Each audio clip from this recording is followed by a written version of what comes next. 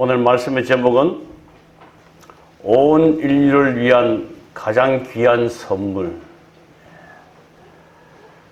제가 말씀을 계속 이어지기 전에 우리 영상으로 특창을 좀 들으시겠습니다.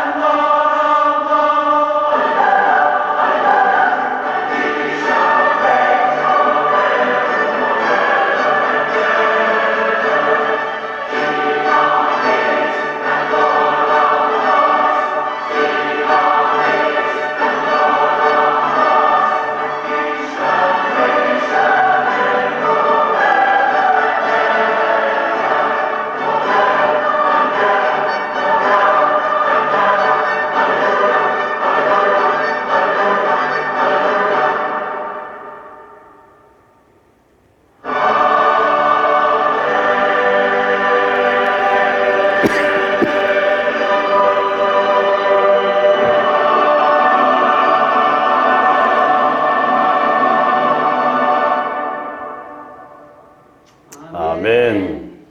이 땅의 건축이나 음악이나 모든 예술의 가장 걸작품은 예수님을 주제로 한 찬양이 되겠죠. 왕 중의 왕이여 주님 중의 주다.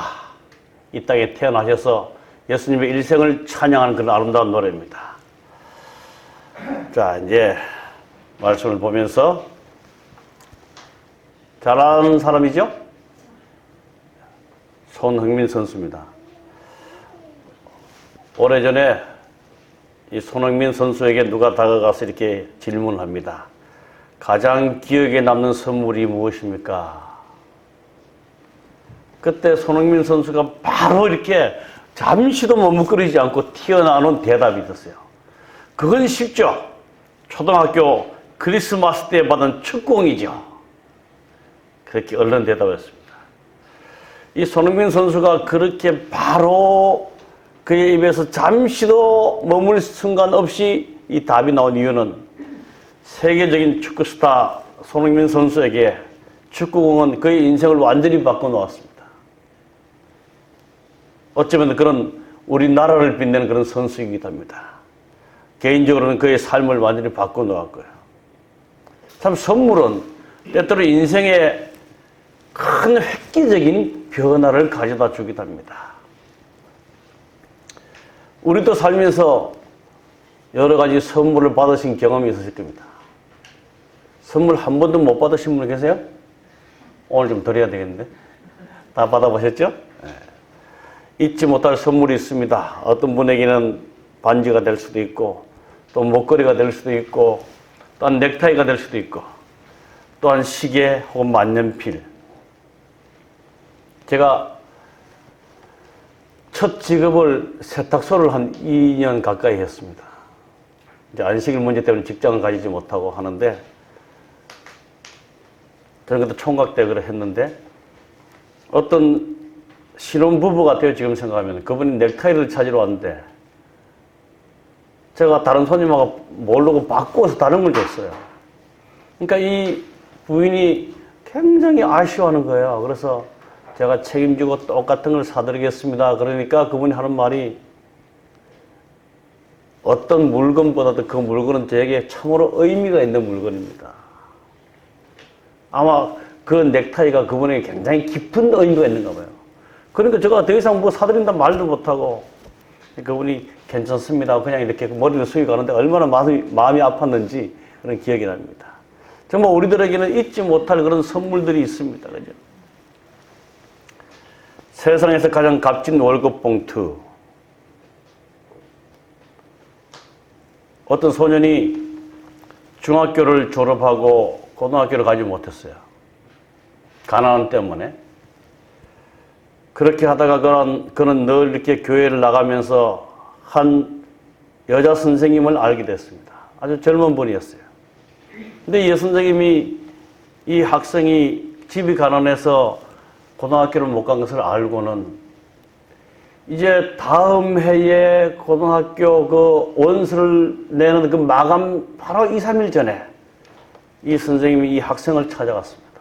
찾아가서 그날 월급 받았던 그 봉투를 그대로 그 학생에게 전해주면서, 얘야, 이것 가지고 학교에 밀린 학비를 갚고 빨리 고등학교 원서를 써서 학교에 가라.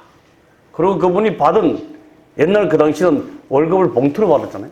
그걸 그대로 준 겁니다. 근데 그 학생이 너무 고마워서 아무 말도 못하고, 감사합니다. 이 월급 봉투를 들고 학교에 뛰어갔어요. 뛰어가서 선생님 학비 밀린 거 다 갚고 빨리 고등학교 원서를 쓸 수 있도록 해달라고. 그렇게 해서 그 학생이 이제 학교에 진학하게 되고 오늘날까지 자라서 이곳에서 목사를 하게 됐습니다. 제 이야기입니다.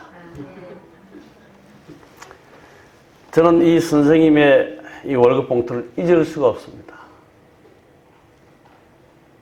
그분의 참 사랑 때문에, 기도 때문에 오늘 이 자리에서 목회를 하게 되고 이제 거의 1년을 앞두게 되는데, 정말 저희들은 아마 각자에게 잊을 수 없는 많은 혹은 귀한 선물들이 있을 것입니다.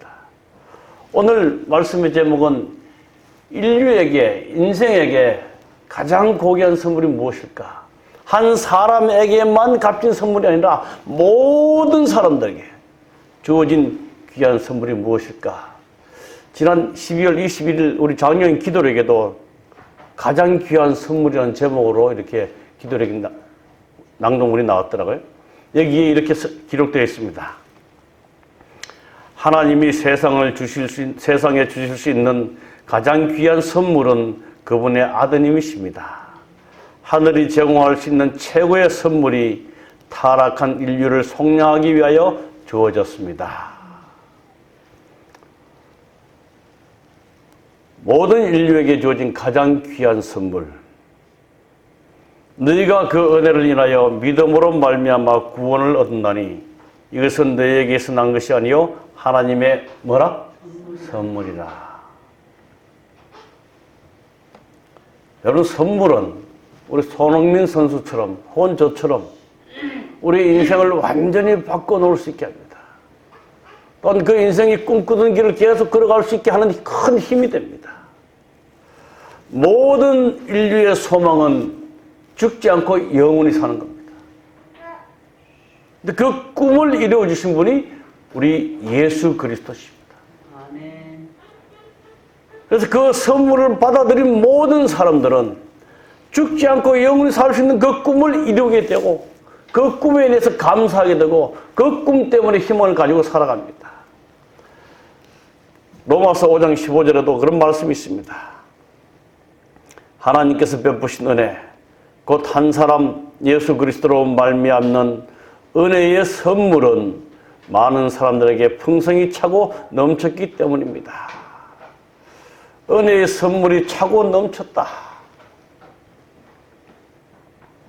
이사야는 한 아기가 우리에게 낳고 한 아들을 우리에게 주신 바 되었는데 그 이름은 기묘자라 전능하신 하나님이라 평강의 왕이라.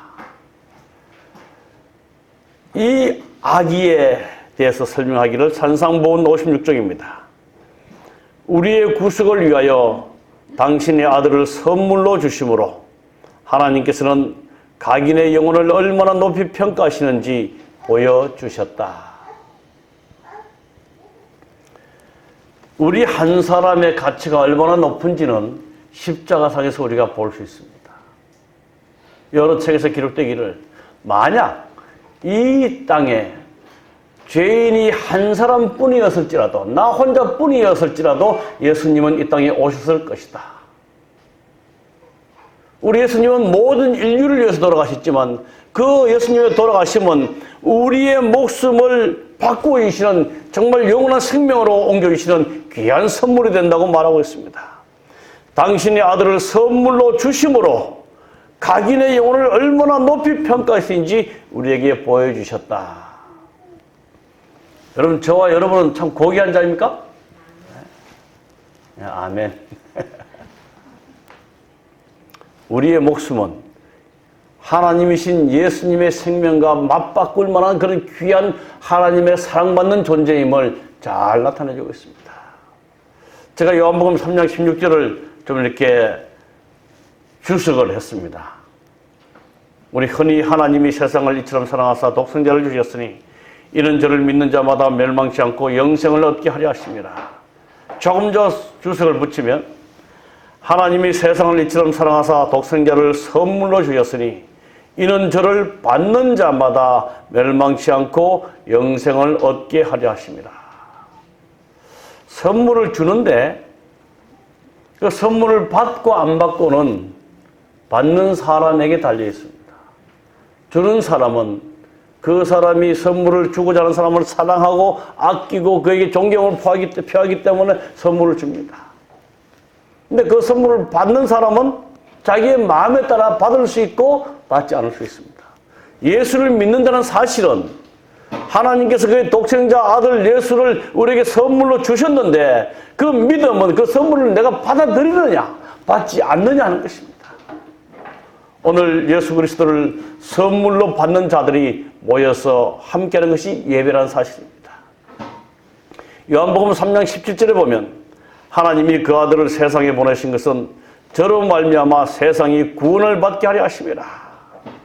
그리고 말씀하시기를 영접하는 자 그 이름을 믿는 자들에게는 하나님의 자녀가 되는 권세를 주셨다.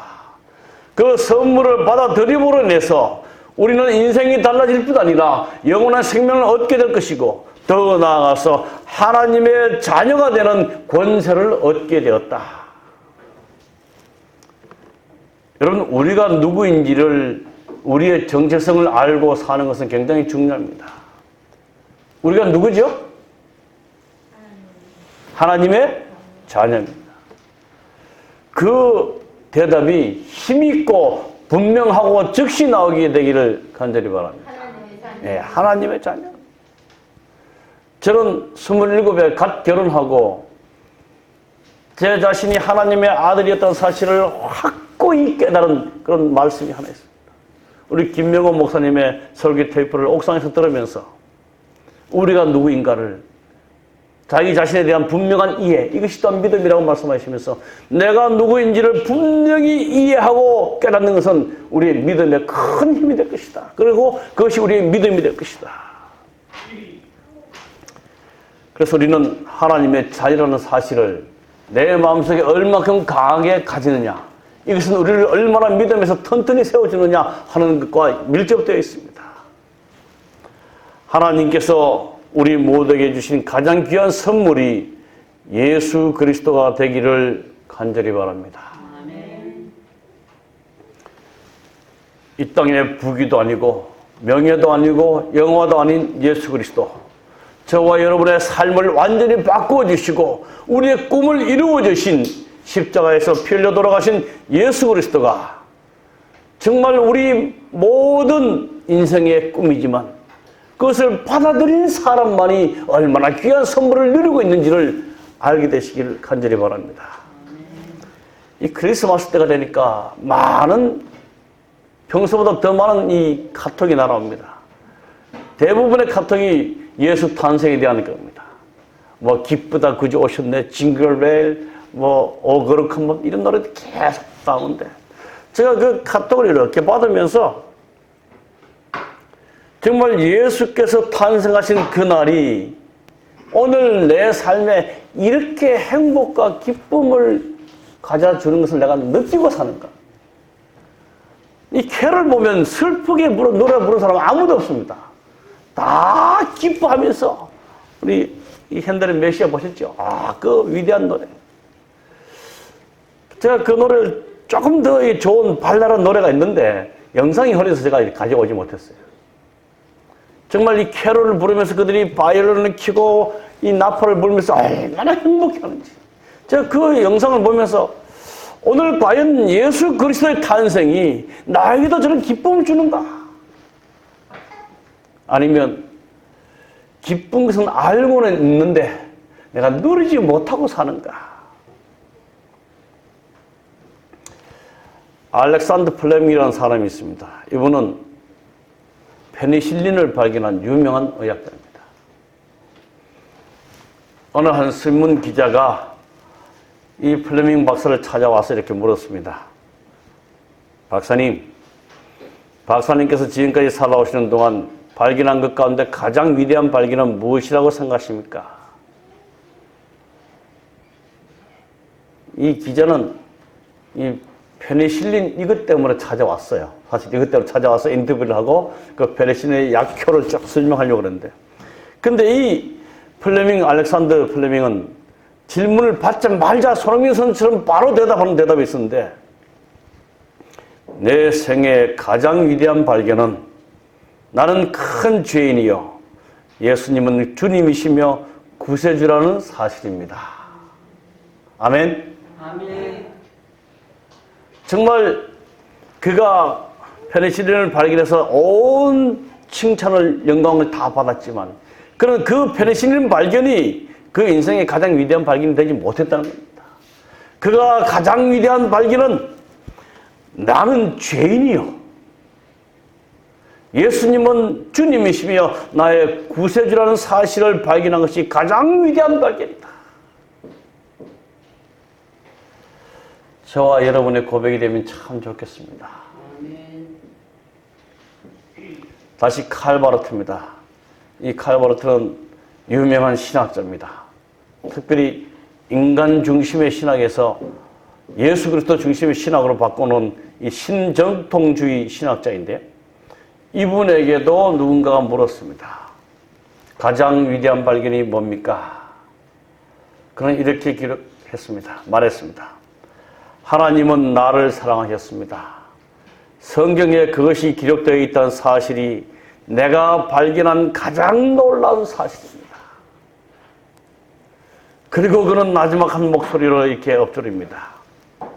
날 사랑하심, 날 사랑하심, 날 사랑하심 성경에 쓰셨네.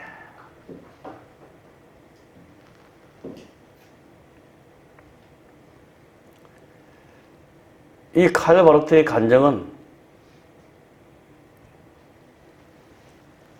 그가 얼마나 악한 사람인지를 말씀을 깨달을 때마다 발견한다는 거예요. 그런 나를, 큰 죄인인 나를 사랑하신다는 그 글이 성경에서 발견될 때 그런 것이 가장 위대한 발견이라고 고백합니다. 여러분, 우리가 성경을 읽으실 때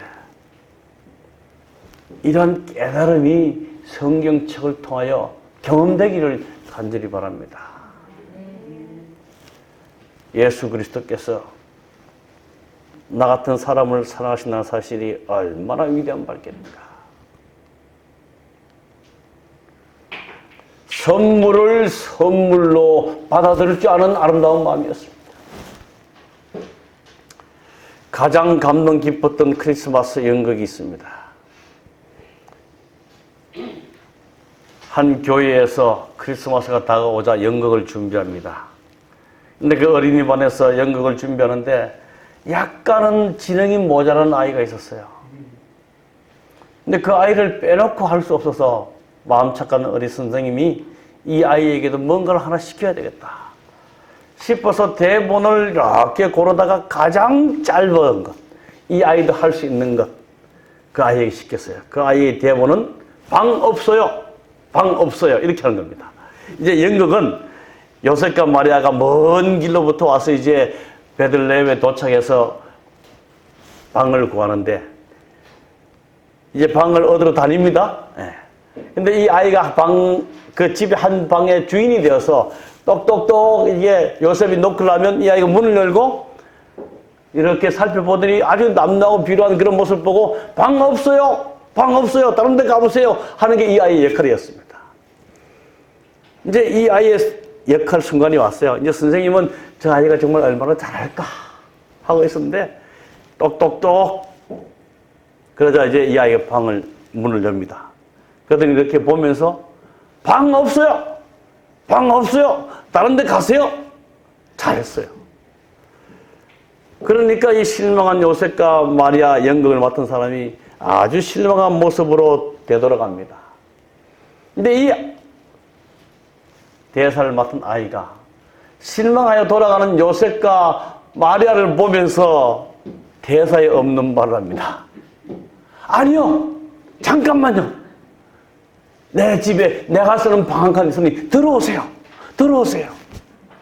앞에 앉았던 선생님은 당황하기 시작합니다. 그래서 요셉과 마리아도 연극이 대본이 없는 건데 이 아이가 열고 들어오세요. 들어오세요. 그러니까 어떨 길에 이렇게 들어가게 됩니다. 그러면서 이 아이는 자기 방에 잘 모셔놓고 그 다음 연극이 진행됩니다. 연극이 끝나고 난 뒤에 그 연극에 참석했던 모든 사람들이 가장 감동 깊었던 크리스마스 연극이었다.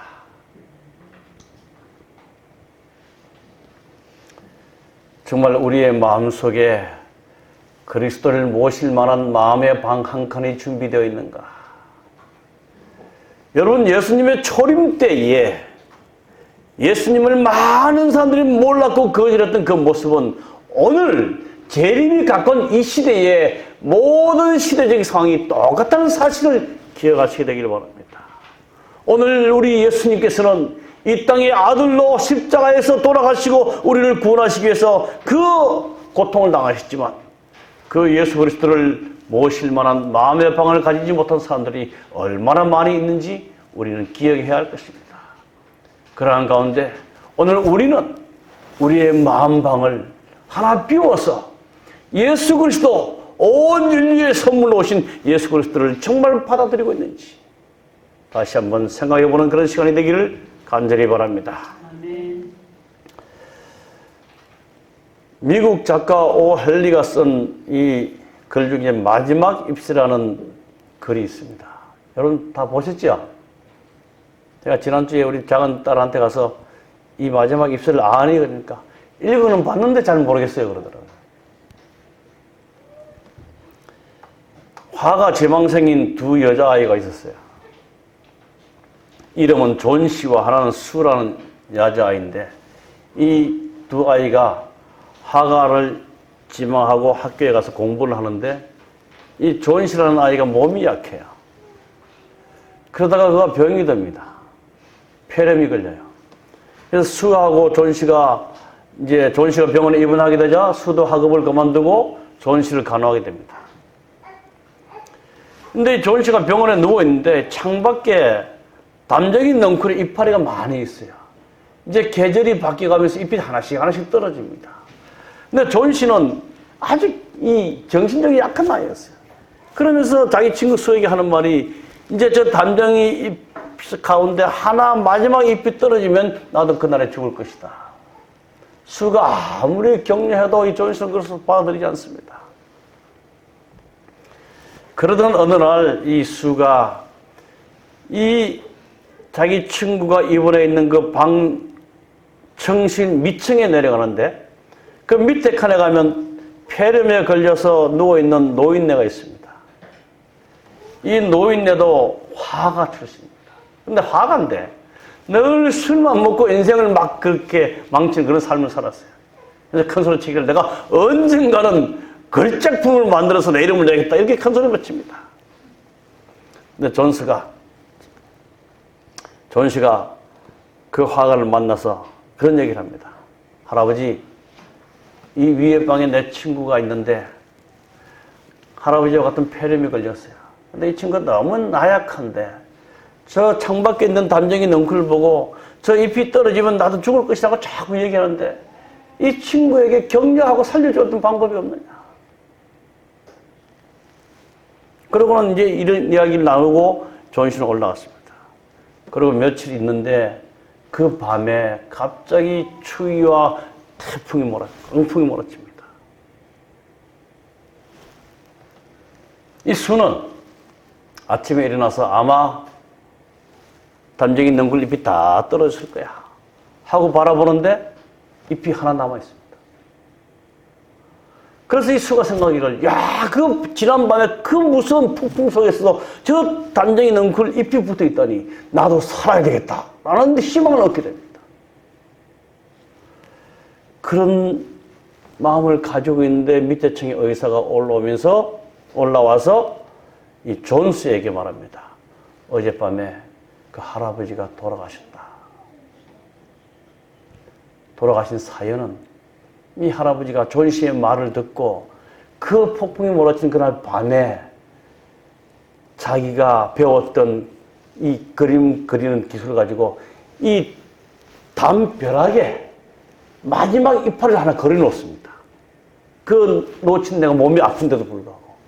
그래서 그 마지막 이파리를 하나 다 그리고는 방에 들어와서 그 폐렴으로 인해서 그날 밤 돌아가시고 말았어요. 이 이야기가 마지막 입시에 나옵니다.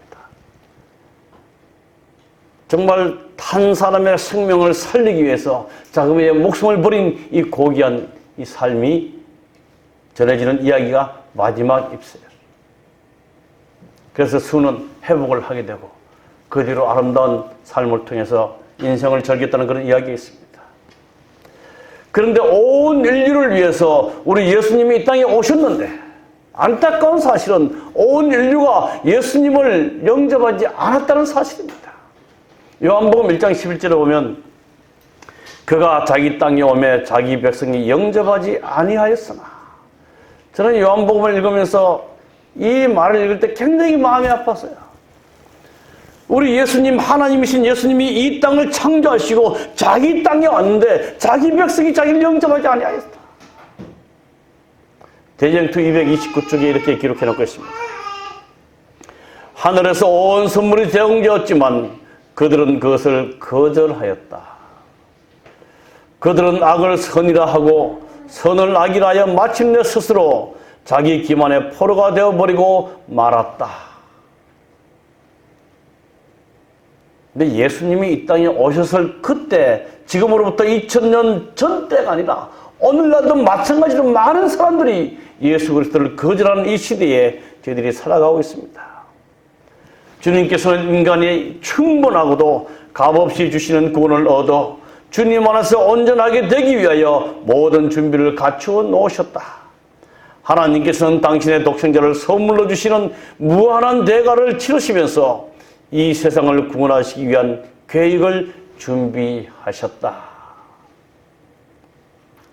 여러분, 선물은 값 없이 받는 게 선물입니다.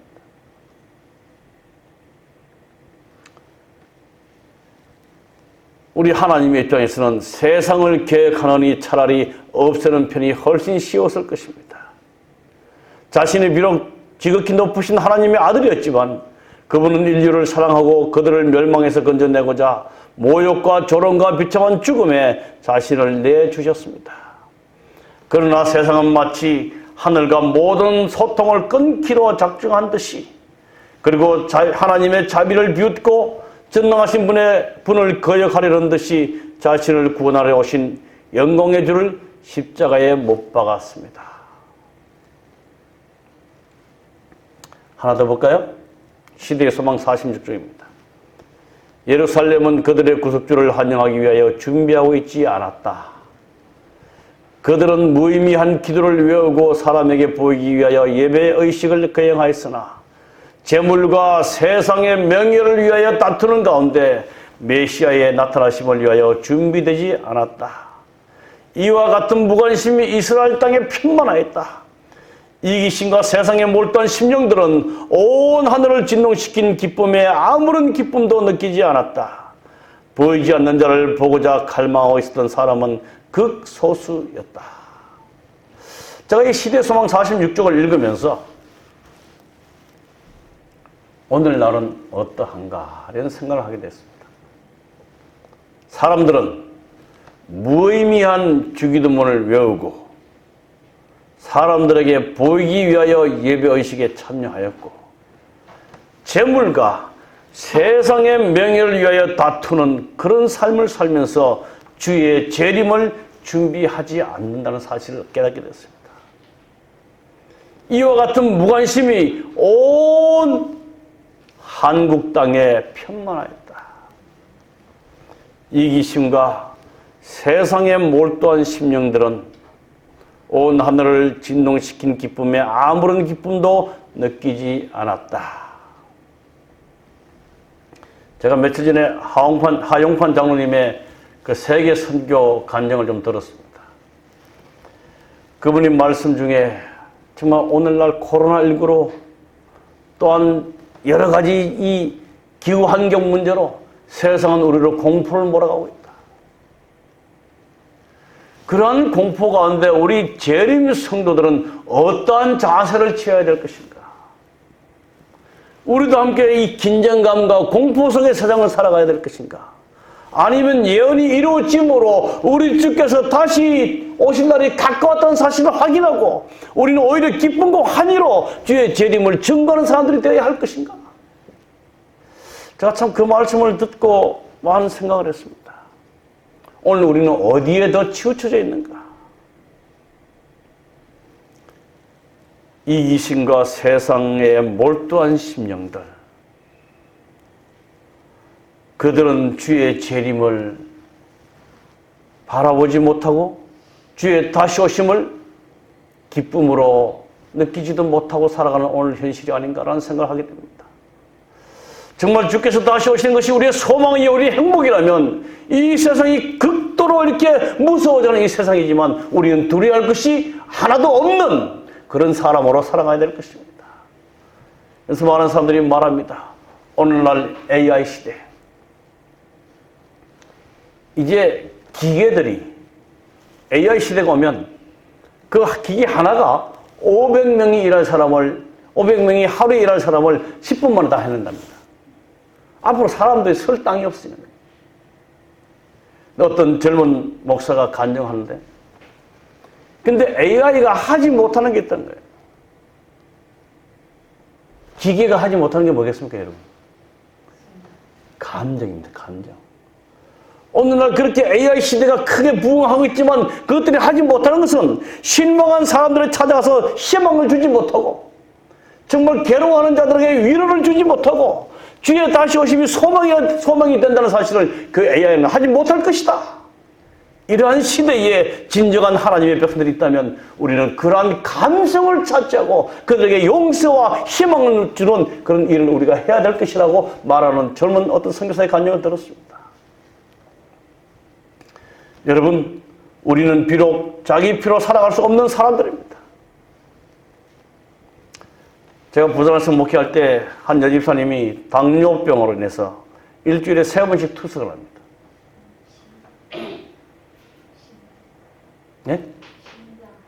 예, 심장병이 신장.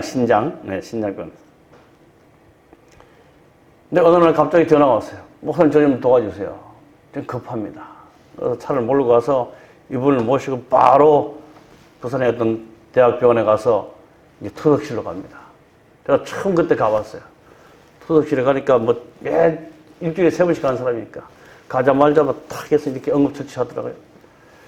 그리고 보니까 큰 기계 속에 피를 빼내가지고 마치 뭐 방앗간 돌아갔을 때 덜크덕 해요. 그럼 또 이쪽에서 또 연결된 피가 다시 이 사람한테 들어가는 겁니다. 그래서 한 3시간이 되니까 이 독소 있는 피가 다 제거되고 독소가 제거된 피가 이 사람 속에 들어가는 거예요.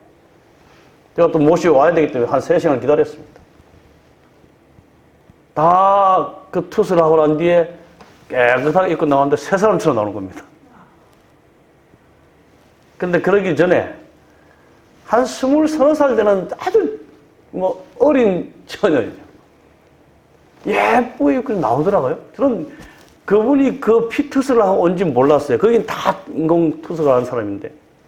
그리고 우리 교 집사님이 그때 60이 넘었었는데 한 3시간을 거쳐서 피 독소를 다 제거하고 이렇게 돌아오니까 아주 멀쩡한 몸으로 돌아오는 겁니다. 제가 참 신기했어요. 야, 저럴 수 있구나. 그러면서 그때 제가 느낀 게 이 땅의 모든 인류들은 죄의 독소가 포함된 이 사망의 피 때문에 자기 피로 살아갈 수 없는 사람들이구나.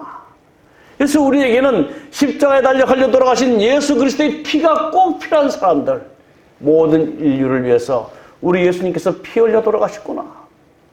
정말 예수님의 십자가의 보혈이 얼마나 감사한지, 그로 인해서 정말 사람처럼 살아갈 수 있는 인생이 됐다는 것이 얼마나 고마운 일인지 몰랐습니다.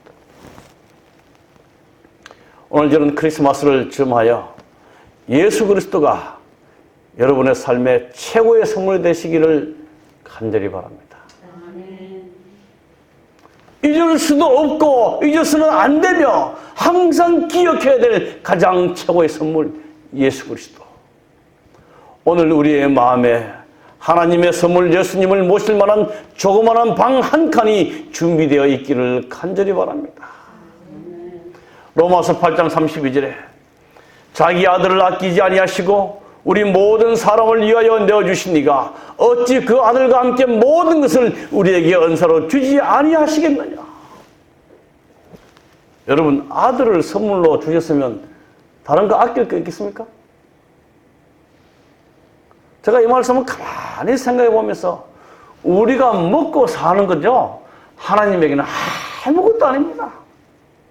아들을 주셨는데 당신을 섬기고 당신의 말씀대로 순종하는 자들에게 먹고 입는 것 주시는 것 하나님에게는 아무것도 아닙니다.